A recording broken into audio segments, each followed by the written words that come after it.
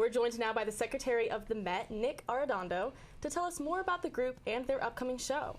So welcome to the show, Nick. Thank you for coming. Thank you. It's so excited to be here. Well, let's start with, for viewers who may not be familiar, what is the Ministry of Experimental Theater? So the Ministry of Experimental Theater, I like to think of it as sort of the theater club on campus in comparison to the theater department. We do all the fun things that the theater does, but with a fraction of the commitment in comparison to their 6 to 10 rehearsals 5 days a week.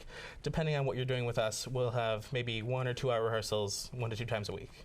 Okay, interesting. That sounds like fun. As Secretary of the Met, what does your role involve? Yeah, so I run our emails and our Instagram. So if you email us or message us on Instagram, you're most likely going to be talking to me. And I do a lot of the backstage organizational stuff, sending out forums, say, hey, we have this coming up. Who wants to participate? How'd you get involved in that role? Well, I've always done theater, I think pretty early on in high school. And when elections came around, I said, hey, I want to be more involved with this. All right. Well, good for you. Now, when people hear the word experimental, I think sometimes that can be intimidating. So what does experimental theater really look like? What does that mean?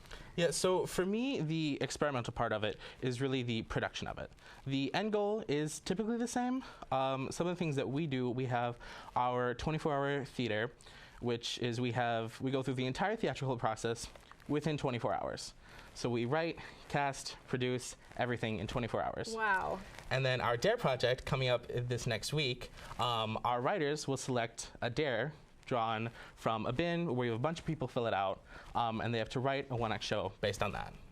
And that is next week, you said? Yes.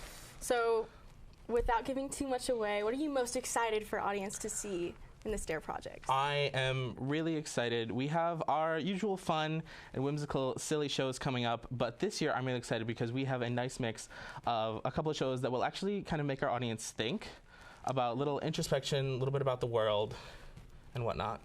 All right, interesting. I'll definitely have to check that out. Now, are you going to be on stage, or are you more behind the scenes? I will, Okay. but I am doing some behind-the-scenes stuff as well. What kind of behind-the-scenes work will you be doing? So I am this year's prop master. So I am essentially writing down everything each of the shows need, going out, looking for that within the department, within the actors and the rest of the crew, and some things will be purchased. But it's still really exciting to do. But a lot of work, probably. Yes, yes. Well, what do you think the most rewarding part of all that work is?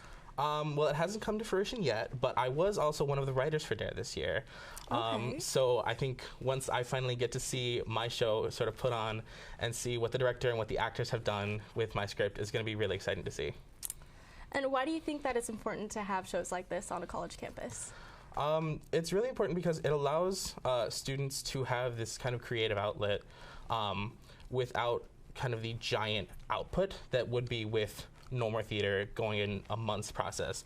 Like I said, we have our 24-hour theater, which is a day, and you can have that creative flow within the day. Or our DARE project, we have about a few months, but still it's small enough to where students can have that sort of smaller creative outlet and take those creative risks without worrying about too much. That's awesome. To worry about. That's awesome. Thank you so much for sharing.